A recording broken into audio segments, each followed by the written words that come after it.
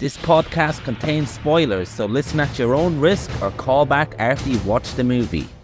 You know who you call. Leave a message. Maybe they'll call you back. Then again, maybe they won't. We're having ourselves quite a little game of phone tag here. Ring, ring, ring. I usually get this guy's answering machine. I'll call you right back.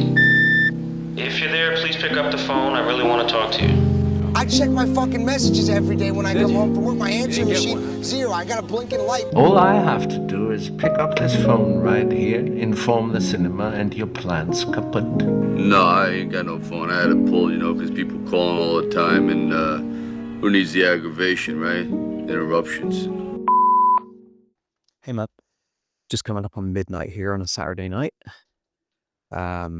Just finished watching After Hours, Martin Scorsese's 1985 film. It's a film that I have been curious about for a while. I've always loved Scorsese, really as long as I can remember. From as long back as I can remember, I always loved Scorsese.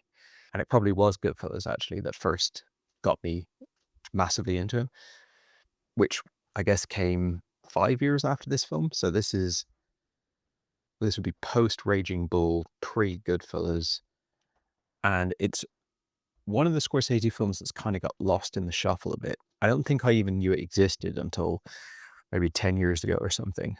Kind of like New York, New York, one of those films that just sort of didn't be, I mean, he's made so many, even when I first came to be aware of Scorsese, he had already made so many incredibly iconic movies that there's also like a handful of other films that didn't really reach that level of critical commercial success, just kind of iconic.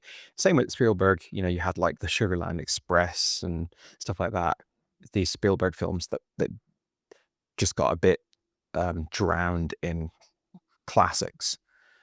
And I don't know much about the reception of this film, but I kind of get the impression, just sort of reading between the lines of how I've heard people discuss it, that it was maybe either had a lukewarm reception when it was released, or flat out was like considered a failure, like a creative failure. And then in more recent years, I think it's been reappraised to the extent where I've heard some people call it his best film or one of his best films. And having just watched it now, that to me smacks of overcompensation. I mean, it's the classic thing of like, when something is underrated, then it instantly becomes like radically overrated, because it's like underrated for a brief period of time, and then it's and then forevermore it's like, it's such an underrated movie, it's actually one of the best films of X decade, and they're kind of going overboard. Although this one I think has only been really reappraised in the last 10 years or so. So I guess it did kind of it was kind of an under the radar movie for a long time. As I said, I love Scorsese. He may be my favorite director of all time. He's certainly in that conversation. And I think the thing that pushed me over the line, because I have been interested in watching this film for a few years now, I think that weirdly, the thing that sort of finally tipped me over the edge is not just watching it because it's a Scorsese film that I haven't seen, which you'd think would be enough on its own, but it's actually a completely different source. We watched a film a few months ago, sometime recently, called Miracle Mile, that left a big impression on me. I really, really enjoyed it. And that is one of those films that is all set on one night, and it's set in LA, and it's about a character kind of starts off, just gets a girl's number, goes, tries to go on a little date with her. It's like a innocent little romantic thing, and then it just keeps ramping up and escalating into more insane, crazy, dark territory. But it's one wild night. And I think I was listening to a podcast about that film after watching it, and I think everyone on that podcast was like, "Yeah, this is so After Hours. It's so reminiscent of After Hours." I thought, okay, interesting. I knew this film After Hours had a bit of a kind of madcap energy to it, but I guess I've never seen anything this screwball, this zany from Scorsese. So I wasn't. I kind of imagined it was maybe a bit more like King of Comedy or something, but it's a lot wackier than that. So anyway, I've watched it now. It's probably not helped by having seen Miracle Mile so recently. And Miracle Mile is 1989, so certainly Scorsese can't be accused of being influenced by Miracle Mile, but it's one of those classic things of when you see two films in quick succession that have a degree of similarity, and I'm not, they're very different films in many, many ways, but there's a degree of similarity. It's kind of like whichever one you see first just scoops up a certain amount of that like freshness in your eyes, and then the other one, even if it's an earlier release, it's like, okay, so some of the surprise factor of seeing a film like this, or just the novelty, I suppose, of like maybe having not seen a film like this in a long time, is gone. And I bring a lot of baggage to the table watching this film. It's like a director who I've loved for all my life. It's a director who I've navigated so many different sides of his career. It's a film that I knew had a bit of a stink on it for a while, and then it's been kind of reappraised. And I don't know, I'm not just having the Miracle Mile experience of just like throwing a movie I know nothing about and just see what it is. This one comes with a more more things to sort of settle into. I don't know, but yeah, I think, as I said, I've heard people say it's amazing, like it's a 5-star masterpiece, perfect film, one of his best movies. I think I've heard people say it is his best film. And then I haven't heard this, but I believe on its release, there was a lot of people saying it's just a bad movie. We often see this now with what are some recent examples? Like Amsterdam, I feel like is a recent example. Films that are by like directors who have received a lot of acclaim, maybe won Oscars, a lot of critical acclaim, and then they do like a big, massive swing type movie, and it's incredibly divisive and sort of so often it's not even divisive, it's just like almost universally hated. There's a weird kind of energy in the air when someone comes out and they make a lot of like really potent stuff that people love. It's almost, it's not that people are waiting for them to fail, but they're not noticing how close to failure some of their successful movies were, because the great movies that everybody loved were really daring and had really exciting, such big swings, but they got it right. It's kind of like Man City playing at their best. Like, it's amazing, but you're not really noticing what would happen if you took out one key component. Like Rodri obviously has been injured the last year. Like you don't know how close that system is to failing if it's not succeeding, kind of thing. So I think when directors, and obviously Scorsese in 1985 would have very much been in this position, are like the genius, like everyone's saying they're amazing, when they take a big old swing and they do something different, and it's just not what people are expecting from them. They can often just get like thrown on the fire.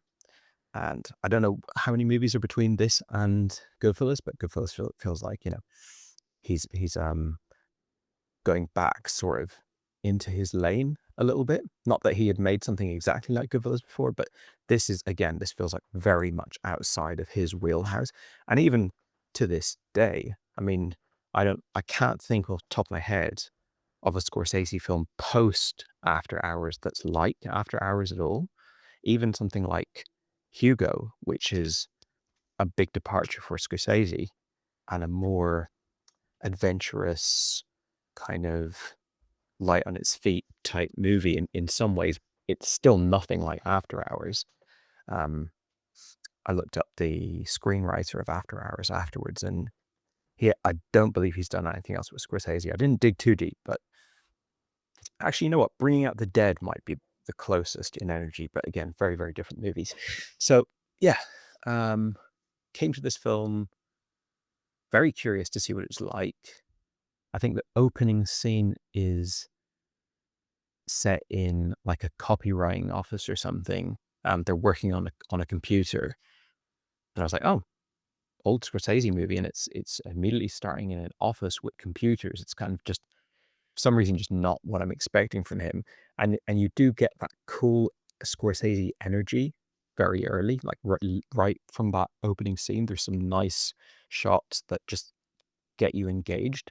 The lead actor, Griffin Dunn, I'm not overly familiar with. The main thing I know him from is American Werewolf in London. That's the film that comes to mind as being like a major showcase of him. Now, if I look him up on IMDb, I see that he's in a lot of movies I've seen, but I haven't really been conscious of him as I've been watching those films. So he's an actor I've seen a lot, but he's not an actor that I really am conscious of outside of American Werewolf in London, which, you know, is a film that's a big, massive cult film, but it's not one that's too important to me personally. So it's interesting seeing an old Scorsese movie where the lead actor is not someone who, I don't know, like I have thought about much. And also he's just a different type, I suppose, than you would generally get from a leading man, and especially in a Scorsese movie.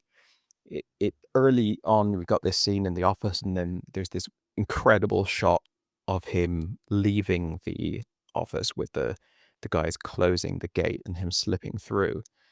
And that is almost like a magical realism shot. It's actually reminiscent of Terry Gilliam, I thought. And that sort of gets you a little bit in the mindset of this is going to be a bit dreamlike. It's going to be, this is not Taxi Driver. This is not Mean Streets. This is like, he's doing something else way more stylized. Now, it is just one shot. The other shots feel a bit more like what you would get in Wolf of Wall Street or something, where it's stylized and it's heightened, but it is supposed to be taken as real. So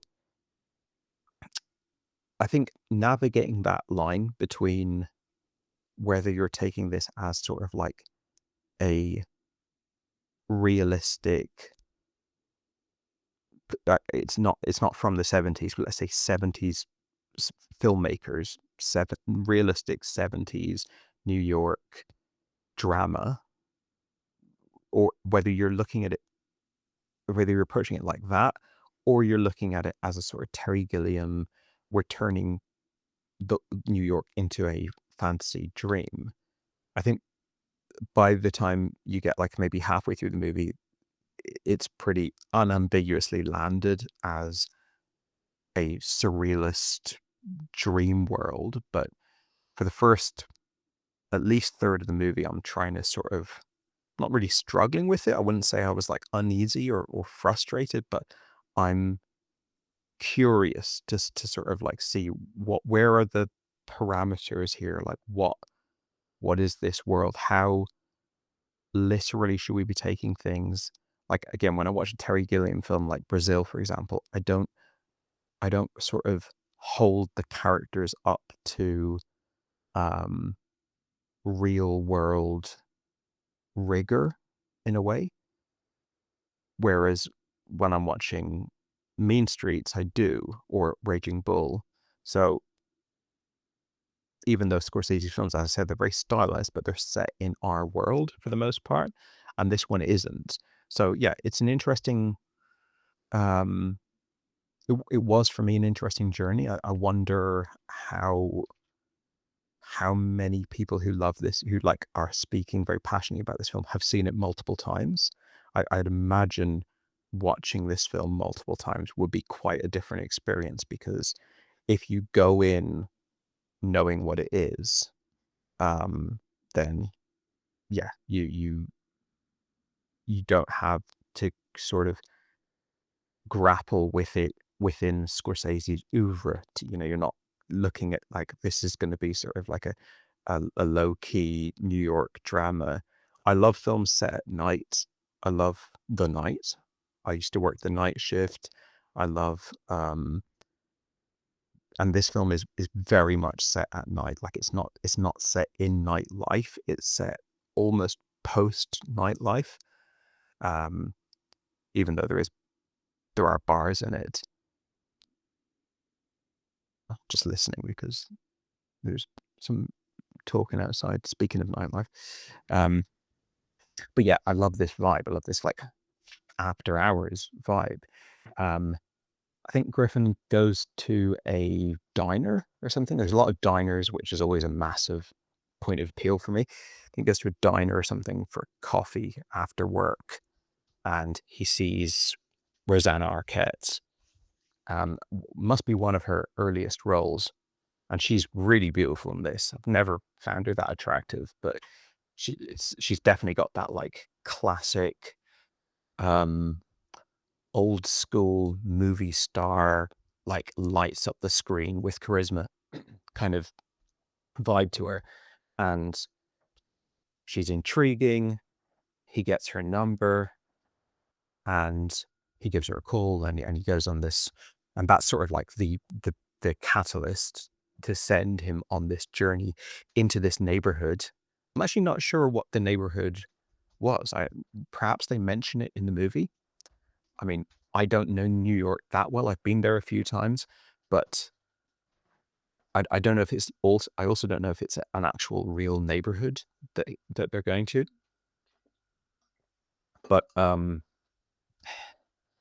yeah, he follows her into this neighborhood, and then the whole film is basically him stuck in this neighborhood. And it's like movies like U-Turn and Red Rock West, and there's so many other examples where it's like someone just wants to get out of the town or the place where they're in, but no matter what they do, they can't get out.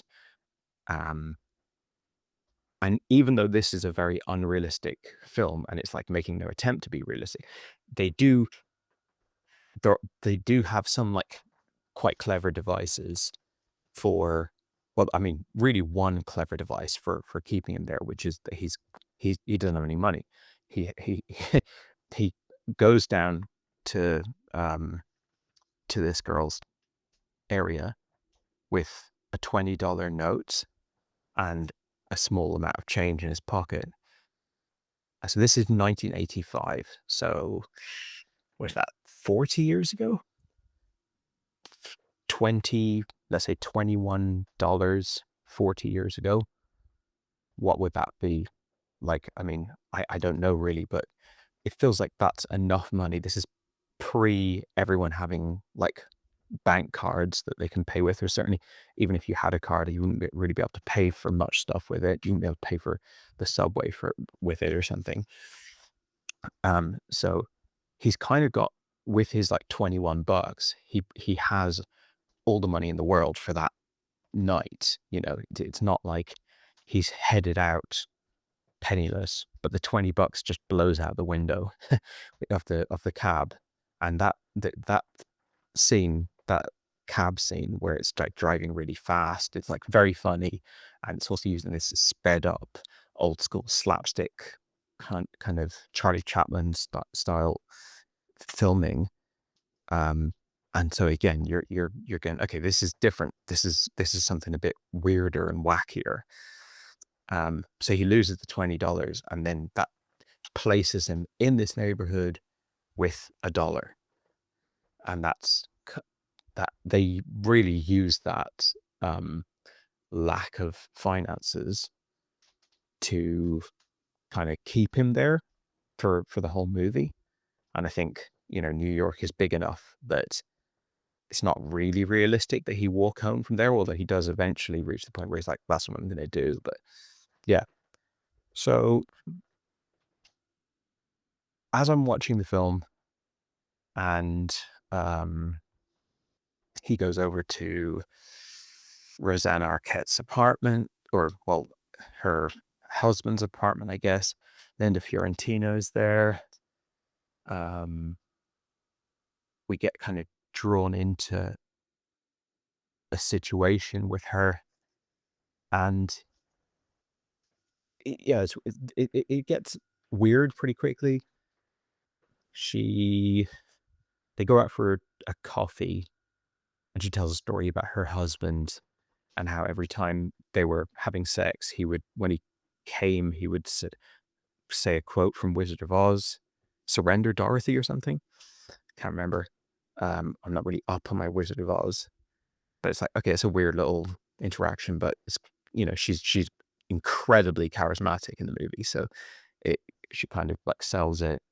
And then when they get back, she talks about this rape that she's had, and that didn't really sit right with me. I mean, it's to me, it feels like it's played for laughs, as sort of like very dark comedy, but we haven't really had that level of darkness to the comedy up to that point, and I would argue we don't ever get that level of darkness to the comedy again, really. So it's a bit of a weird, tonally strange thing to put in the movie. And then he's sort of snooping around and he finds burn creams, and he gets the idea in his head that she must have like serious burns and scarring all over her body. And he also like has this massage interaction with Linda Fiorentino, which is like, it's not exactly clear whether he's trying to hook up with her or something, but it's all there's just like quite a lot of strangeness going on. And then he turns on Rosanna, and he's basically really sketched out with the whole situation, and he decides to escape. But this is when the film was kind of like at its weakest for me, because in that moment when he escapes, because we come into the film with this guy, Griffin Dunn, being sort of our point of view character. And it's like him going on this wild, crazy adventure this night. And not to say that he has to be completely goody two shoes, like perfectly, like no moral ambiguity, but I feel like this film was working better for me when I felt like he was sort of a surrogate for me. Like I could, like, this is like I wanted him to be more of a cipher, and when he leaves in that situation, it made me feel like he was a real prick for doing that. And that's the beginning of that. Now, by the end of the movie, he's sort of done so much. He's I don't really like him as a person at all. And that by the time you've already kind of ripped the Band-Aid off, where he runs out and Rosanna Arquette because he thinks she might have burn marks on her body, that then after that it's fine. But in that moment, I was like, oh, okay, so we're just gonna be following like kind of a bit of an asshole around. And then you go, okay, well, fine, that it is what it is. Maybe that's interesting. And for the rest of the film, he is pretty horrible and callous. For example, to the barmaid, when she tries to sit down at his table, and I don't know, it's interesting. I guess it's an interesting protagonist. We don't really see that, even though Scorsese films so often have like an anti-hero, like The Wolf of Wall Street or Taxi Driver, Raging Bull, Goodfellas. Like certainly many, many, many times over, we've seen the protagonist of Scorsese films be morally questionable at best. But there's something about this movie where I guess I felt like we're going on a fairy tale adventure, and I wasn't really prepared for the protagonist to be just sort of like so I don't know what's the, I'm trying to like come up with a more nuanced word than just like he's an asshole, but it's like he has no honor. Like he's just a bit of a, like he's fake. Like I don't know. There's something that rubbed me the wrong way about him in a surprising way. The film is stacked with kind of actors that we either recognize or maybe we can't name them. I mean, there's quite a lot that you can name, like Cheech and Chong are in here, Catherine O'Hara is in here. In fact, Kevin McAllister's both parents are in this movie. The other actor, I didn't know his name, but he's called John Hurt. He plays the bartender, and I think you can. I don't think it's fully confirmed, but I guess you could assume that he is the guy that raped Patricia Arquette. That's not necessarily the case because she says one of my boyfriends, one of my old boyfriends or something. So it might not be him. I don't know if there's like a cut scene where that's clarified, but we've also got what's his name? Will Patton, is it? Yeah, Will Patton. He's the S&M guy who's obviously in lots of films. But then there's other actors who, just looking at IMDb here, these are not people that I would know the name of, but they're certainly recognizable. Victor Argo, who's the guy who works in the other diner. And there's, again, it's like when Griffin Dunn, like, goes in, says he's going to order something, goes to the toilet. Then when he's leaving, he makes the guy make a burger and leave. Like, he's just constantly an asshole throughout the film. And somehow that I didn't find that charming or fun. I just found that kind of like irritating. But whatever. I guess it's something that makes this film a bit unique. Also, Terry Garr, who's the barmaid, I primarily recognize from Dumb and Dumber, where she plays, I think, the sister-in-law or sister of the main love interest for Jim Carrey in that movie. Or not love prospect, I guess, of both characters in that movie. She's also in Friends, and she's in a whole bunch of stuff. And there's just quite a few people that pop up here and there. Like even that guy who was in the diner when he goes for a coffee with Rosanna Arquette, when she tells the story about the Wizard of Oz and everything. The guy who says it's on the house. He's a recognizable face. There's quite a lot of people in this, and it's not that surprising, I guess, that there's a whole bunch of recognizable faces in a Scorsese movie that's well into Scorsese's fame. But just I guess like a nice aspect of watching this film. It's another one of these films where characters pop up over and over again. So let's say like Cheech and Chong, for example, they're going to pop up over and over again. Almost everyone in this movie pops up multiple times in multiple locations. Sometimes, oh, they were actually connected with this and they knew this person. Oh, they fit in this way. That is a very kind of screwball thing. I've seen this in many, many movies, and sometimes I find it a bit tedious, especially when it's not surprising and you just sort of like, well, I guess, yeah, of course. You know what I mean? Like in these kind of movies, the first X amount of times they do oh, now this person's here. It's like, oh, it's novel, it's surprising. Oh, they fit in this way as well. And oh, they're back here in this context. But then sometimes you get a little bit sort of tired of that repeating over and over again. So yeah, I don't know. I got varied mileage out of this film. I liked it, I would say.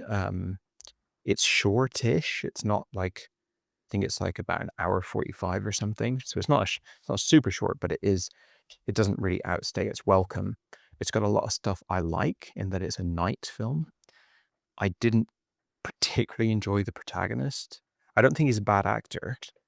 I think he has to do quite a lot, and like it's not.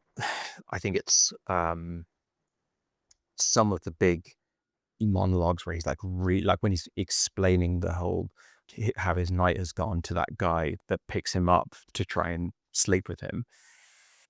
He sometimes has to do these big scenes that are maybe a little beyond his limits as an actor, but he really commits to it, to the part, and I think, yeah, he's mostly all right, and the supporting cast is very good. The score was really interesting. I was waiting to the end to find out who it was, because seeing a Scorsese movie with this kind of like weird electronic score is intriguing, and then mixed in with like classical pieces. Turns out it's Howard Shore, who nowadays is more of a just sort of like straightforward composer who's done big things like Lord of the Rings and stuff. And like, just his scores sound like any of the other big, like major Hollywoody, like big kind of, you know, Oscar type movies. But he started out as Cronenberg's composer, and I think still to this day is Cronenberg's composer. So those early Cronenberg movies like Scanners, The Fly, stuff like that, they are quite digital. So this score, although it's like not hearing it now, there's no way I'd suspect it's Howard Shore. It is actually like a kind of in line with what Shore was doing back then. But it's a cool and interesting score, and it's just like the writer, the director, the composer, they're all, I mean, the writer is not someone I'm familiar with, but he's looking at his filmography.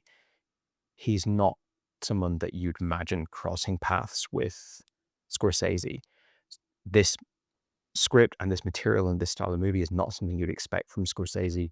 The score is not something you'd expect to go with Scorsese, or something I even now associate with Howard Shore. So it's like a relic of a lot of stuff that was going on. Thinking back now, like trying to put my mind back to this era of Scorsese. You got New York, and you got King of Comedy. They're both, and this one as well, they're all kind of a bit wild, a bit kind of darkly comedic. So it's not way off the reservation, but it's still like quite a different one. I'm definitely not going to be one of the people who's out here saying that this is one of Scorsese's best films. I've only seen it once. I've just seen it. It hasn't like fully settled in, I suppose. And, maybe with multiple viewings, I might feel differently. Right now, I couldn't imagine putting it in his top 10 best movies. I don't even think I would rank it that high within kind of like screwball noir movies. Like, it just immediately thinking of something like Kiss Kiss Bang Bang, which is, to me, like a significantly stronger film than this. But what I often say about Scorsese, when I watch a film by him that I am underwhelmed by, or I don't think is great, which has happened, fair few times, I'll always go, but this was must see for how good the filmmaking was, in either across the movie in general or within certain sections. He's such a fucking brilliant director that every film that you see by him has touches and moments and scenes and atmosphere and stuff where you're like, this is working so well. And yeah, I'm coming away from this film going, I liked it. I enjoyed it. I got a good laugh out of it. It found like pockets of atmosphere here and there where I'm like really into it. I think the main character and I guess the performance, the casting, the just everything surrounding the main character, the way it's written and casted and everything, didn't really work for me. And so, I mean, I also didn't hate it, but I didn't love it. Like, I'm not watching Griffin Dunne in this movie going, I fucking love what you're doing. I fucking love that you're in this movie. I love this character. I love this performance. Like, and usually I am that way with a Scorsese film. Like when I'm watching The Wolf of Wall Street, which is a unlikable character, but he's, the combination of the script and DiCaprio's performance is making you love that character throughout the film. This one, I didn't have that experience with it. So I think everything that's going on around him, not everything, but a lot of stuff that's going on around him works really well. By the time you've got to like the ice cream van roaming the streets and it's full blown Terry Gilliam, wacky screwball kind of energy, I'm sort of liking the film the least that I did across its entire runtime. And by the end of the movie, he's like cast in paper mache, and it's funny, but I don't know. It goes downhill for me. It's like the lowest point it ever gets to. I still like the movie, but it is a film that goes downhill in quality for me over time. And I'd imagine that the people who love this movie must feel that it goes up in quality, because I don't know how you can like adore this film and call it a masterpiece if you aren't just like totally here for the escalation and the ramping up and the intensifying of how wacky and off the wall it is. So yeah, mixed bag for me. I'm glad to have seen it. I like that it's another color, another like feather in Scorsese's cap, that he's done so many different types of film. But yeah, as I said, for me, not one of his best. Hey man, just getting back to you about After Hours now. I think you sent your voice note to me about 4 days ago. You said that it's probably a movie that's not going to stay with you at this moment in time. So we'll see if it's even stayed with you 4 days later in terms of your thoughts. I've now seen it 1 day ago, and it remains to be seen how far it will stay with me as well. Just a little tidbit or two before I get into it. Obviously, you mentioned Howard Shore did Lord of the Rings. The screenwriter of this, what's his name again? Joseph Minion. The other thing he wrote is On the Run, which is a story by the director of a documentary we've seen not so long ago, Jonathan Berman, who done Commune. And that stars Michael Imperioli and John Ventimiglia, who is Christopher in The Sopranos and Artie. So it's a little bit of a connection there. And After Hours was produced by Robert F. Colesbury, who was Raymond Cole in The Wire. And I think he also was a producer on The Wire as well. So nice few little connections there. I figured that you probably got onto this movie because of something you've read with Miracle Mile. So I was correct on that front, or something you've heard in the podcast. Now, I didn't get any Miracle Miles from this vibe, from this movie, other than the time of night. So I was able to separate myself from that. I think it's nice to be able to watch a Scorsese movie, a lesser Scorsese movie, both in its critical acclaim up until recently, as you've hinted at, and lesser in terms of its prestige, in terms of the characters that it follows. Obviously, we get stuff like Raging Bull, Goodfellas, Casino, The Irishman, what else? Even stuff like Silence and The Wolf of Wall Street and is it The Last Temptation of Christ? These movies follow very almost, and The Aviator, very stately figures, very larger than life figures, and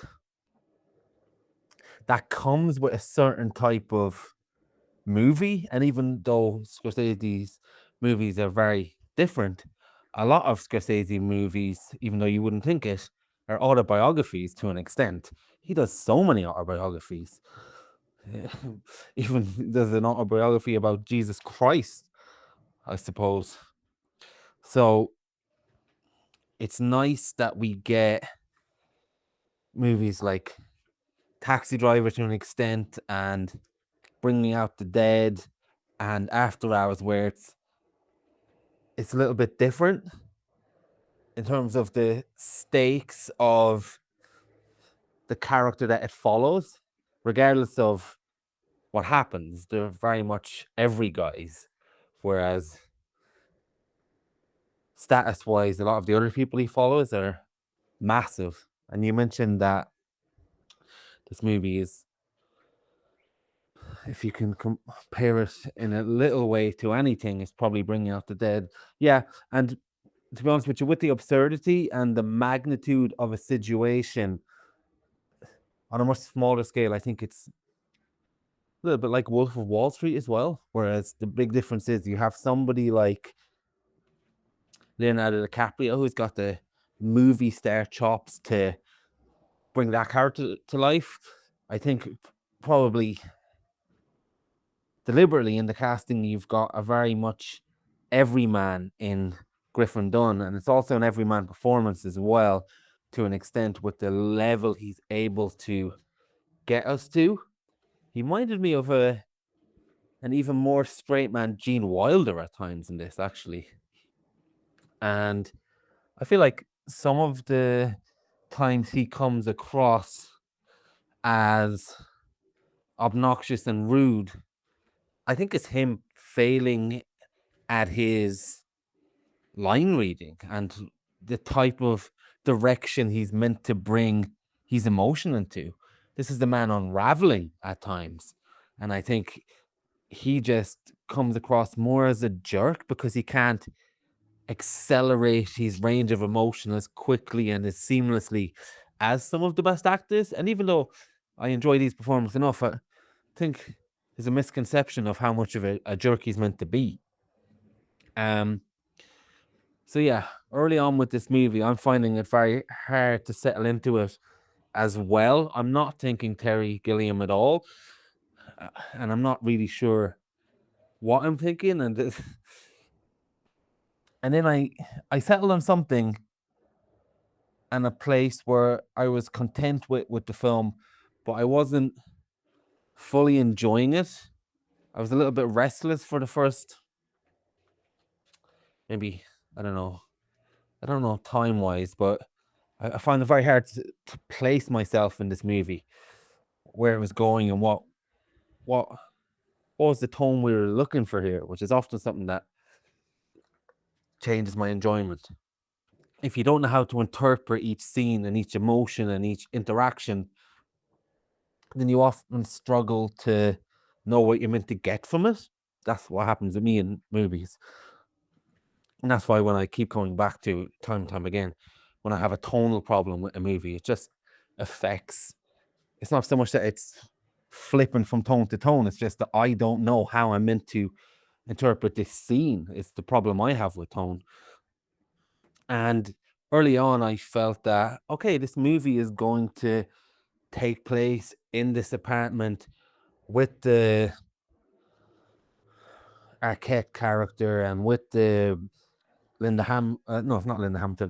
Fiorentino. I thought we're going to get some kind of situation here. I thought actually over the course of the night he was going to be turned into a paper mache man, and we might have been getting almost sinister horror in a way. More of a single white female situation rather than an out and out horror. I suppose it wouldn't be called horror. That's what I thought we were going to be getting early on, and they spend a lot of time in that initial steps where he's in that situation and he's trying to get out of a situation. And this is what I settled into with this movie, and this is the type of humor that I was able to gain from this movie, and this type of situation that we get in again and again with this character. I think, and what I really enjoyed about this movie and a certain level of the comedy, this is like one of these situations when you're in a night out, you're trying to get home from your night out, you've all been on them, and then you have to interact with a strange character or two in this absurd situation that you're trying to get out of. Now, whereas in a night out that I would be on historically, and a lot of people, you would get one or two situations like this. But I think we get so many of them in this movie, it initially works against it and it eventually takes away from what I felt the movie was trying to do. So when we see him in situations where he's at a girl's house and he realizes this is not going to work, I really enjoyed that he's trying to get out of these situations constantly. And because he's got no responsibility, he's got no ties, he's got no roots, if you will, with each interaction, he can just get out of this situation that he has found himself in, and all his worries are over because he'll never see that person again. And that's one of the beauties of living in a city, as far as compared to a small village where you can't leave somebody for dead. Well, literally in this situation, he ends up leaving her for dead. But it's because there's not actually a sense of community. There's not actually a sense of knowing everybody. That if you are sitting next to an unpleasant person, once you go, all your worries are over. And once you're put in an awkward situation, if you can just get out of that environment, literally, then you're on your way and you're relieved of that burden of an interaction with that person. We watched Compartment Number 6 recently, where she runs into this rude guy in her carriage, and if it was any other situation, she'd just be able to leave. If you can just get out of that room, you're home free. I think that movie has constant situations like that. So when he does leave the apartment, you feel the relief that he feels, and you feel the relief of that in real life when you've been in a situation where you've been at a party that's not going well, where you're on a date that's not going well. How do you navigate leaving as quickly as possible? And everyone's had this thought of, I could just leave. I could just leave. This isn't going to blow back on me. And I found that very relatable with this character. And even in the situations where he is in the diner, he let's not forget, he's trying to use the toilet and it's for customers only. And again, he's in another socially awkward situation. A lot of these situations that you seem to have interpreted as rude, correct me if I'm wrong, I just think it's awkward social interactions that he's trying to get himself out of, and he's constantly getting pulled into even more awkward social interactions that he's trying to get out of, and that repeats itself and time again. And it just reminded me of so many situations that I never wanted to be in. So I thought there was great comedy in that, and it added the stress of being in that situation that I saw the character in, that I've been able to relate to my own situations. So I like that element of the comedy, even with the burger. And you mentioned that it became I don't know, it felt tedious to you when he started running into people who knew other people. I actually like the aspect of it. And now I probably feel it's the same as you about this movie. I do feel it is a mixed bag. And there has been times that I did feel less engaged with it, but that was much more the first half with me. Where this movie actually clicked with me is when he was in these social situations that he thought would have no links, and if he just leaves the room, if he just gets out of that situation, he's whistling Dixie and he never has to run into that person again. I felt that was added to by the fact that when he ran into other people, they knew that person. And I thought that was very well done. And that's when the movie piqued my interest, and I thought, okay, it's coming together a bit now.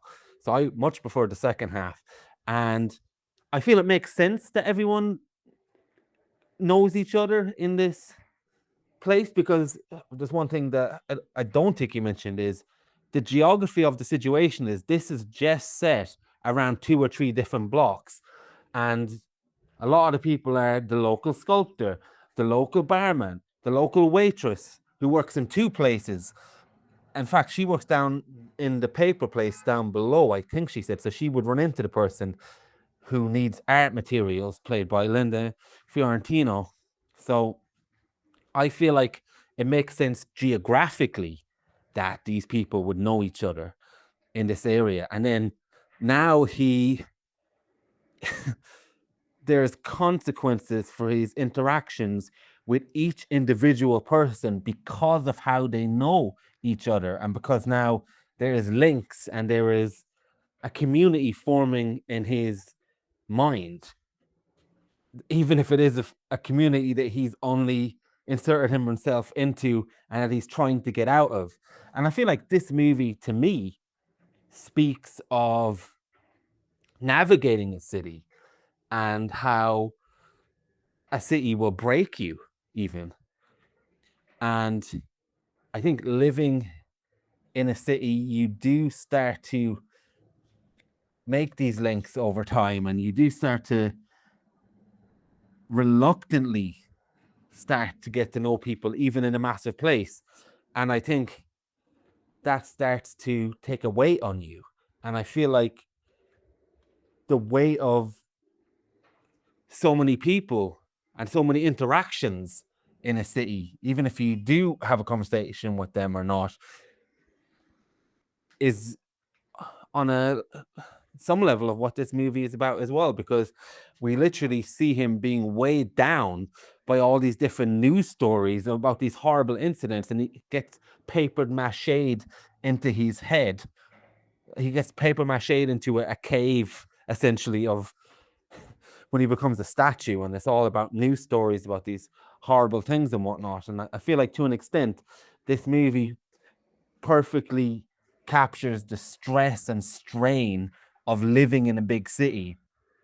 And not just that, it also has some real cocaine energy to it. I think it's very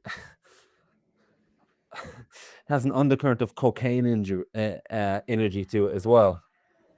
So yeah, when he's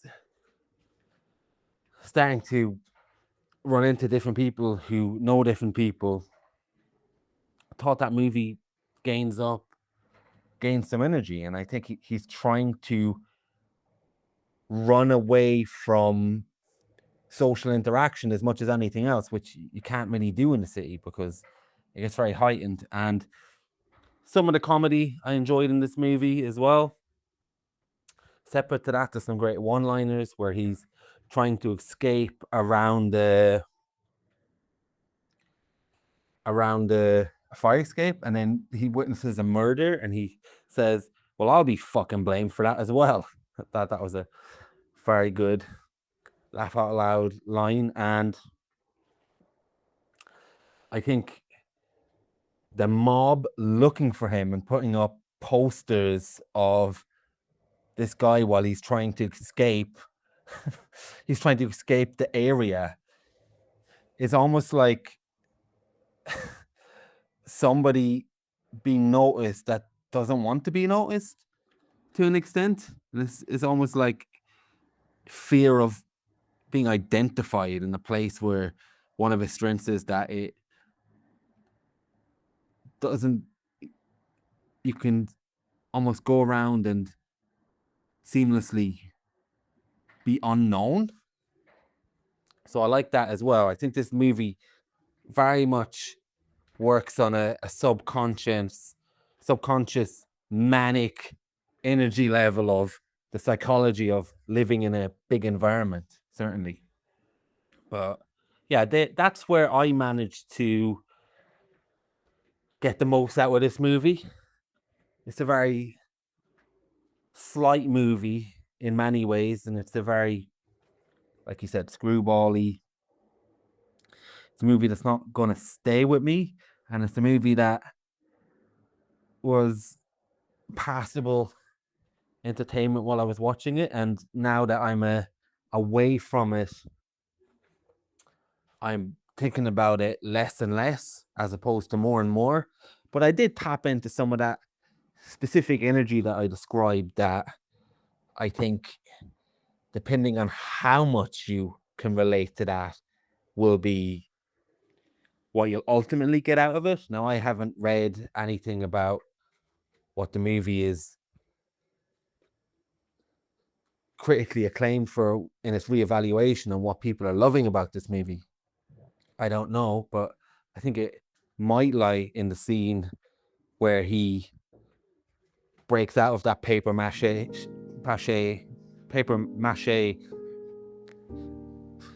tomb, and he gets dropped off right outside his workplace, and he's ready to go again. So there's almost like no escape from the grind. There's almost no escape from the rat race. There's almost no escape from your night out.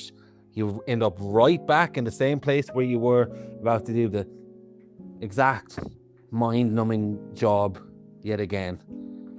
So yeah, no, I wouldn't put it in the top 10 Scorsese for sure. I think I'll struggle to remember what I liked about this movie other than this voice note when I'm asked to give my thoughts on it by anyone else in the future. So yeah, that's what I think about After Hours. Yeah, I think that moment you're describing there where he smashes out of the paper mache and goes straight back into the office, and it just ends with him sort of sat down, covered in, I don't know, dust, plaster, whatever.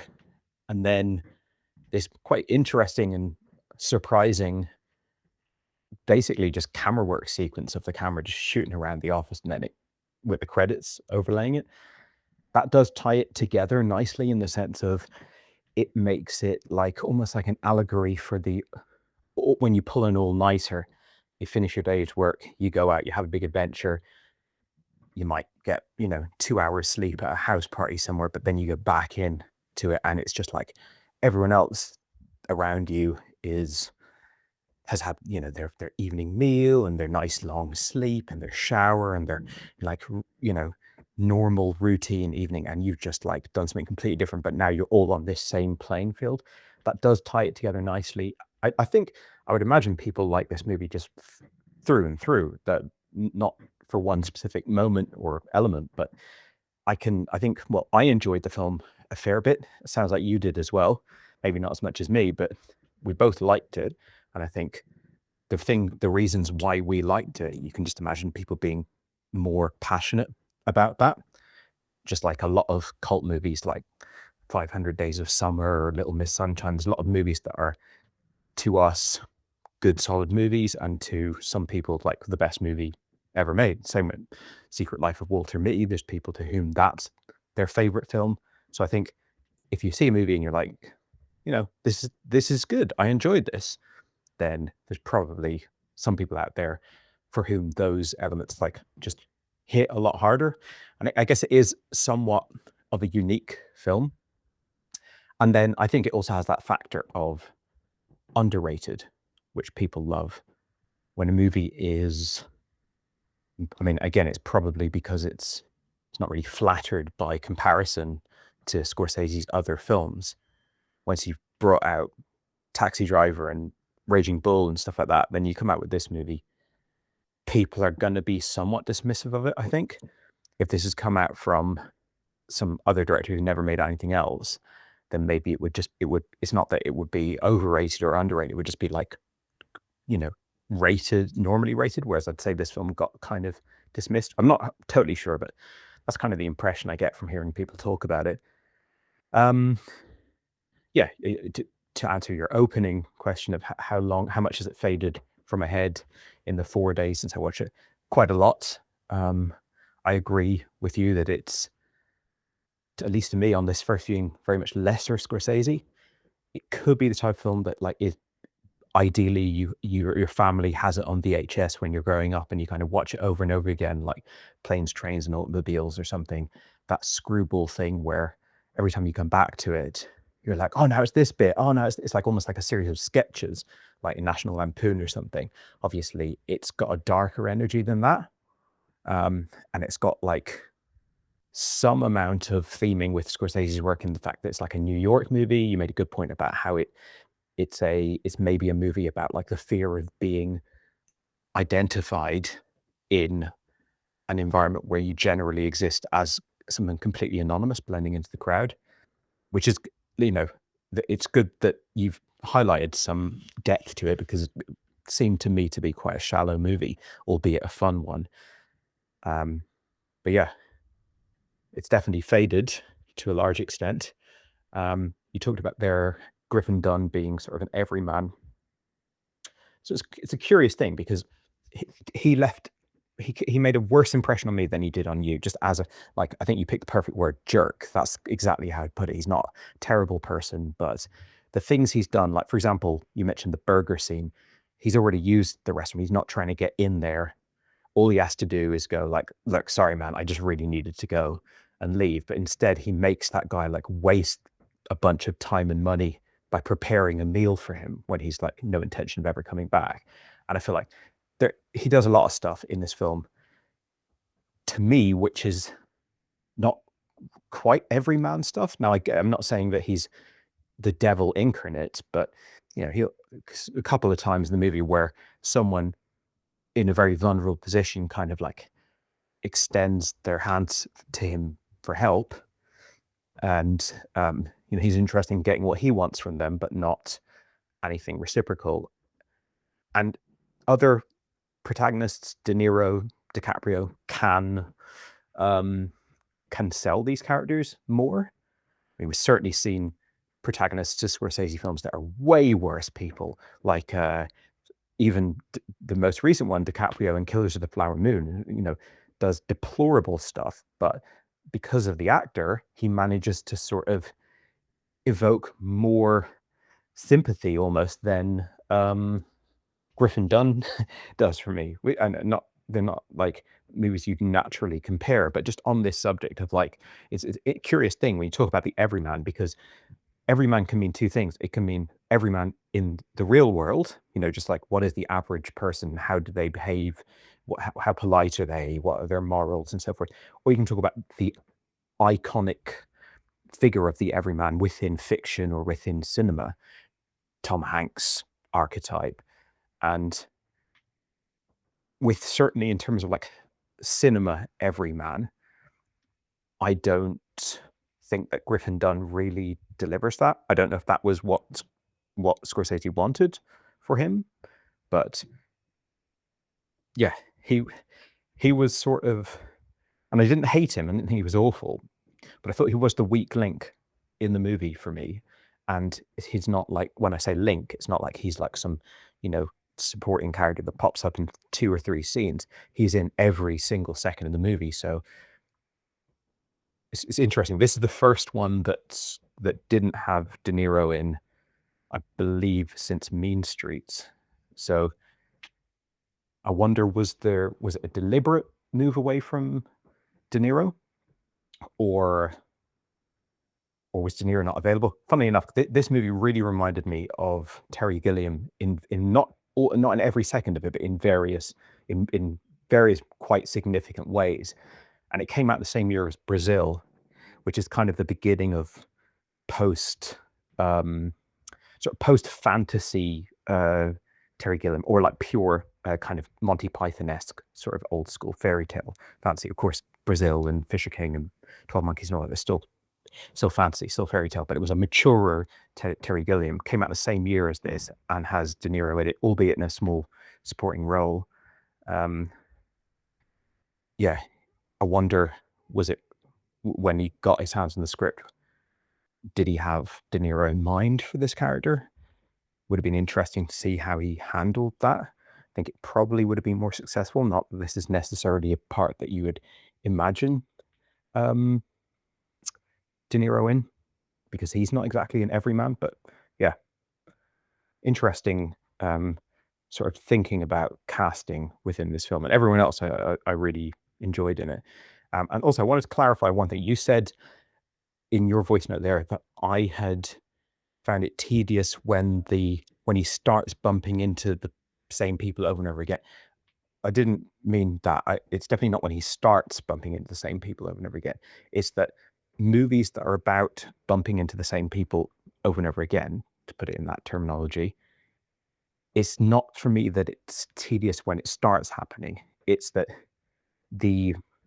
once it reaches a certain tipping point where, oh, we've had this novel surprise of like, oh, now this person is here. Now this person's popped up. Oh, this person's over here now. Eventually, that stops being novel and starts to just be like, okay, well, of course, I'm seeing another person that I've seen in another context here. I definitely don't think it's unrealistic that we're seeing the same people over and over again. Like you said, it's set in a tiny little geographical area, but it's just, I guess I got a little bit bored of that, or I was certainly would not like this movie to have been much longer than it was. And yeah, to be honest, that's pretty much all I've got in my mind about this movie. There's no other dangling stray thoughts anymore. Maybe it's a movie I'll see again someday. I'll probably be more prepared for it tonally, but it's an interesting artifact of Scorsese's career. Yeah, see, I think having somebody who's not as screen grabbing as De Niro and Pacino is the right idea. I just think they've got the wrong guy. And for me, I'm not getting Terry Gilliam vibes from this movie, really, personally. I'm getting more. This is more like a movie that was almost influenced the Safdie brothers, like Uncut Gems and Good Times, was it? It's taken everyday people and it's using the surroundings of the environment to heighten a level of emotion and feeling. Like in Uncut Gems, it's stress. I feel like in this, I don't know what I'd call the emotion, but it's something to akin of the rat race, or something. I don't know. I don't know what the right word is, but it definitely evokes some kind of manic emotion. And I think all the crazy things happen is in service of that feeling, like they are in the Safdie brothers. And I know I haven't finished The Curse, but The Curse has a bit of that as well after a while. So yeah, that's why I think those elements work. But like you mentioned, it'd be interesting revisiting this, knowing where it's going. Maybe you might get something else out of it. And I don't think it's a very deep film either. I think it is, in its essence, a bit of a madcap night. But there is other things there as well. Yeah, I think for me, the reason it sort of strikes me as Gilliam-esque as opposed to something like Uncut Gems is because I read a sort of dreamlike fantasy quality into this. In the early part of the movie, it's really just that the shot of him leaving the office, going through the gate looks quite, I don't want to say symbolic, but it's very heightened. It's very surreal. Then we got the sped up cab ride where it's kind of like, like as if it's like, cranking the camera fast in the old fashioned movies, sort of slapstick screwball kind of thing, almost like Bob Hoskins in The Taxi in Who Framed Roger Rabbit. And then for a while it quietens down into more of a Safdie type of, this is a heightened situation, but it's real, it's realistic world, it exists within the real world. But then second half of the movie, particularly third act, it goes so cartoon and so fantasy and big and wild, and it's like it's very Gilliam to me, like the plaster of, like him being encased in the plaster of Palace and being stolen, and then he falls out the thing, or like this mob like driving around in an ice cream truck playing the ice cream melody, or like spotlights, torch lights just coming down every alleyway.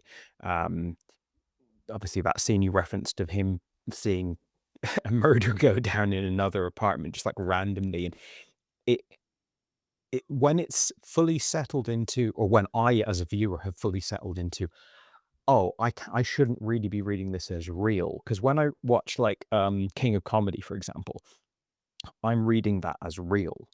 I'm reading that as our world, and it works for me so well because of that.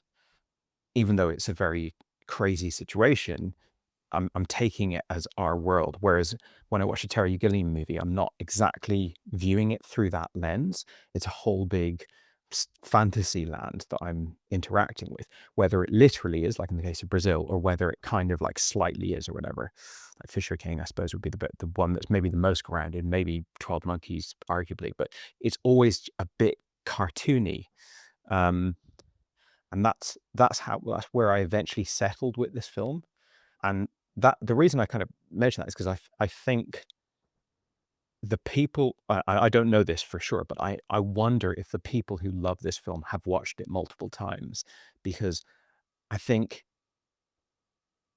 both of us, and you might not say this colored your appreciation of the movie, but both of us, I think, sort of took a while exploring the tone and the type of the film, and trying to kind of like place it, and you eventually become comfortable in what you're getting, what you're going to get. And when you've got to that point, you might dislike the movie, you might like the movie, but at least you've kind of like identified it. And watching the film again, thinking this is not going to be a Taxi Driver. This is not, I knew it wasn't going to be as dark as Taxi Driver, but it could, if it had been relatively similar to Taxi Driver, like quite a realistic, slice of this is a life that exists in New York. The way Taxi Driver is like, yes, again, extreme, like not your average everyday individual, but this is recognizably New York. It's recognizably an outsider living in New York in that era. I kind of thought that that's what we would be getting. Not that I had my mind fully made up. I was like, we're definitely going to be getting this, but that was just my sort of default expectation going into it. And I think if I watched it again, I'd be like, okay, we're going off on this fantasy journey right from the get-go. And then maybe some of the friction that I had with his character and the way he treats people and stuff like that would not have been relevant. And yeah, I think you put it well in terms of like it was the right idea to put an everyman character in, but maybe the wrong casting. I wouldn't be surprised to find that we're in a minority of thinking that. I think people are like, obviously he's not an overly famous person. I think your man on the street would recognize the name Griffin Dunn, but I think those that do know his name and kind of have more of an awareness of him tend to speak quite highly of him. But also American Werewolf in London, which is kind of his calling card, I think, is another film that's like a massive cult film that like I really only ever hear people talking about as like brilliant, amazing, classic. And again, I like that movie. I like it more than After Hours, I'd say, but it's also not a particularly important movie to me, and it's not a, it wouldn't be one of my favorite films of its genre, its era, or whatever. So yeah. Anyway, as you said, good checking in with a lesser Scorsese or more obscure Scorsese, and whatever you watch from him, it's always worth watching. Your mailbox is full. Please delete new or stored messages which you no longer need so that new messages may be received.